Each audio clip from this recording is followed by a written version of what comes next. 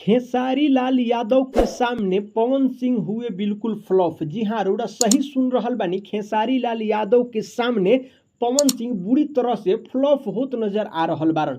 जी हाँ, अरोड़ा सभे से बता रहल बानी, ये सावन के पावन महीना में खेसारी लाल यादव और पवन सिंह जी के एगो गीत रिलीज भइल बा, जौन खेसारी लाल यादव के एल्बम के नाम बा फूल बेल पाता। ई वेव कंपनी के यूट्यूब चैनल से रिलीज भइल बा। उहाँ में पवन सिंह जी के एगो गीत आदि शक्ति के यूट्यूब चैनल से रिलीज भइल बा, जौना एल्बम के नाम बा भोले भंडारी।